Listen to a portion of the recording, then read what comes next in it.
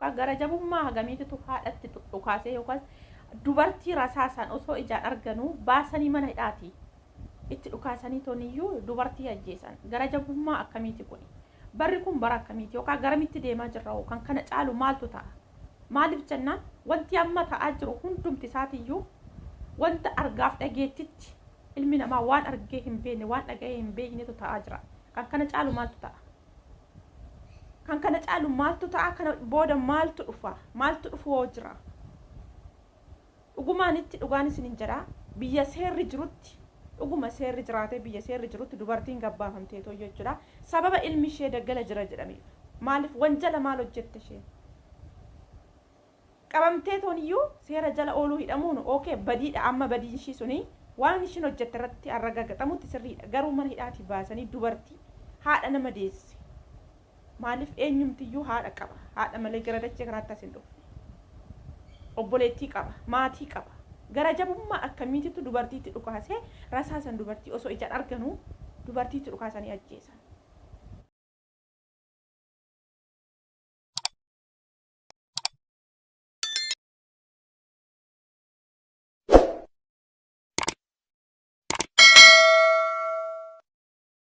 Ashama harka fuudhee akkam jirtan hordoftoota chaanala kootii kan taatan marti keessanuu nagaan rabbii lafaaf iddoo jirtan isiniif haa baay'atu akkam turtan akkabsaa kana keessan ana obboleettiin keessan nagaa guutuurraa faa qabaa nageenya na bukkee ture isin birallee ajiraatu isiniin jecha namoonni chaanala kanaaf haaraa taatan sabskiraayib laayik gochuudhaan maatii keenyatti dabalamaa kan maatii koo turtan immoo hanga yoonaa yaadawwan garaagaraa na deeggaraa turtan galatoomaa galata guddaa na biraa qabdu isiniin jechuu jaalladha deebi'ee dhufee jira maaliin deebitee dhufte jechuu keessan hin oolu akkuma jalqaba irratti argitan kana jechuudha egaa kan keenya yerootti guyyaatti gaddaaf boo'icha jechuudha taatee argaa dhageettitti wanta agarree hin beekne wanta dhageenye hin beeknedha kan nuti argaa jirru akkasuma dhagaa jirru jechuudha waan laphee nama cabsu jechuudha maaliif ani hin beeku dhaladhee amma har'a ga'utti taatee akkanaa kana jechuudha garaa jabummaa akkamii yookaas hammamta akka yoo garaa jabaatan haadha nama deessetti dhukaasanii ani hin beeku maaliif akka ta'e dhugaan isin jedha baay'ee tokko jechuudha waan laphee nama cabsu jechuudha maaliif jennaani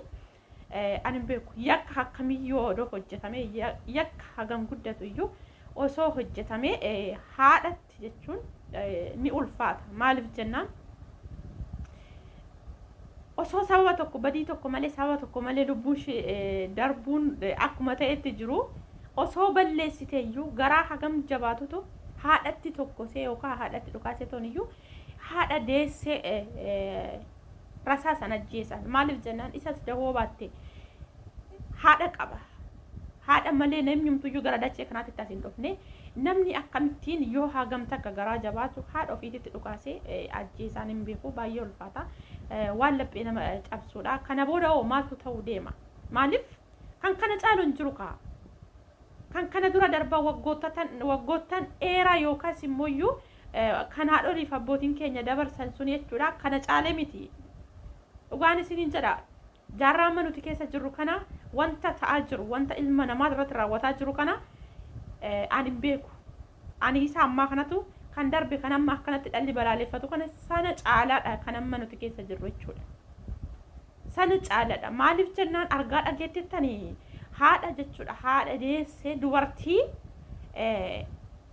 yakkamtuudha jedhamtee hidhamuun suni sirriidha seerri hidhuun yookaas immoo amma rakkoon wanti isheen balleessite sun ifaa bilisa ba'ee yookaan badii isheetti murtaa'utti hidhaa jala oolte yookaan hidhamuun suni okay na haa ta'u garuu akkamitti haadha ofii gabbaasanii rasaasan osoo laalanuu ajjeesan dhugaan isin jira wantoonni darban kana hin caalanii kan kana caalus wanti ta'uu hin jiru kana booda maaliif jennaan osoo ilmi dhaabbatee boo'u abbaa funduratti ajjeesu osoo abbaan dhaabbatee boo'u dhala isaa funduratti ajjeesu kan kana caalu wanti ta'u jira hin jiru maaliif jennaan argaa dhageetitti wanta argineellee dhageenya hin beeknedha kan ta'aa jiru waan ta'eef jechuudha garamitti akka deemamaa jiru kana booda maaltu ta'uu deema wanti jedhu kun gaafidha eenyumaafuu jechuudha maaliif namni dachee irratti dhalate yookaan dachee irratti uumame irraa garam akka deemuu qabu yookaan buqqee eessa akka deemuu qabu maaliif jennaan osoo iddoo itti deeman qabaatanii osoo furmaata tokko argatanii namni lafa sanarra taa'u hin jiru maaliif jennaan hagam takka cinqata akkamii keessa inni jirus ta'ee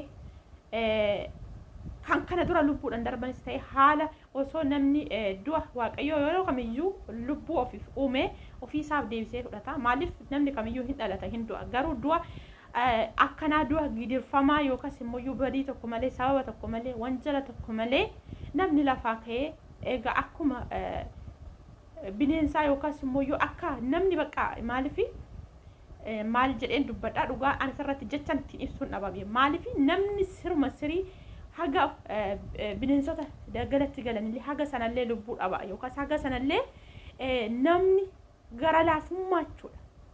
Haga sanallee gahuu dadhabee jira lubbuun namaa jechuudha. Maaliif namni horii tokkoyyuu waan tokkoyyuu ajjeese hagamta harki keessan isin urgufama. Kana guyyaatti nama akka baalatti harcaa oolu kana miti. Waan tokko osoo hin beekin lubbuu baastan hagamta akka harki keessan urgufama hagamta akka laphee keessan itti dhaga'ama nama miti jechuudha. Beellada dhugaan isin jedha. Maaliif bara kana keessa garuu lubbuun namaa baay'ee rakase baay'ee jechuudha. Maaliif akka kanatti kun abiddaan gubama kun akka kanatti manaa bahee alatti ajjeeffama. Kan kana caalu wanti dhufu hin jiru. Maaliif jennaan osoo warri dachee kanarra darban kana dura waan kana rakkina cinqata kana argee warri darban suni inni katan dhugaan isin jedha. Kan kana nagarre waan dachee kanarratti ta'aa jiru warri hin argin suni isaan waaqayyoota isaan eebbise. Maaliif jiraan bara kana keessa jiraatee wantoota taateewwan akkanaa kana argaa jiru du'aa isaantu harka lama isaan caala waan ta'eef. Maaliif jiraatti du'anii jiru waan ta'eef.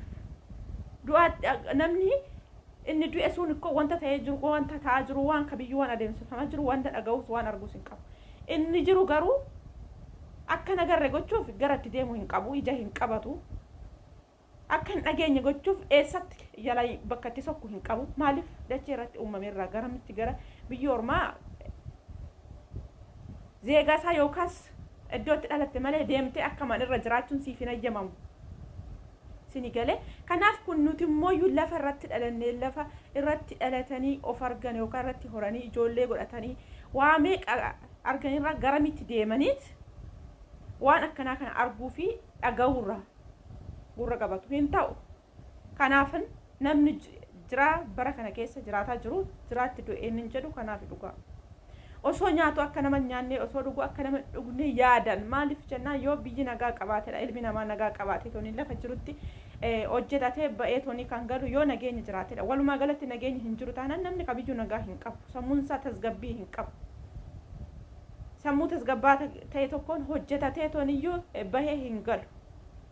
Dhugaa baay'ee tokko ulfaata. Maal jedhee ani hin beeku. Maaliif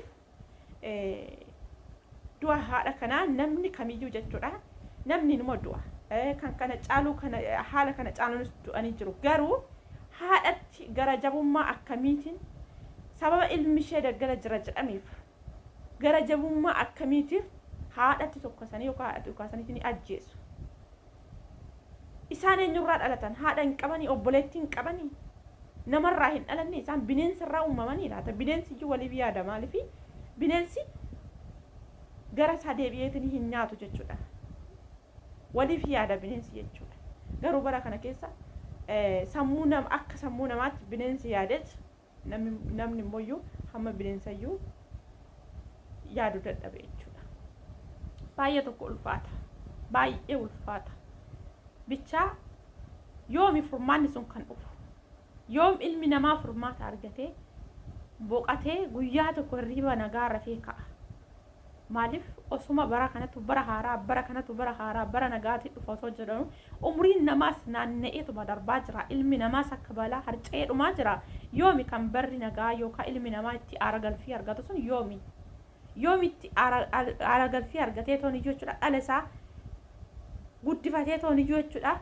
Dachee isaatirra jiraata. Amma guyyaa waaqayyo ayyamee fi isa fudhatutti jechuudha. Dhugaa ani hin beeku. Waaqayyo bichaan lubbuu isaanii haa maaru. Maaliif jennaan wanjala tokko malee yakka tokko malee waa tokko osoo hin raawwatinidha kan isaan akka kanatti lubbuun isaanii darbe jechuudha. Waaqayyo isaan jannata isaan agarsiisu.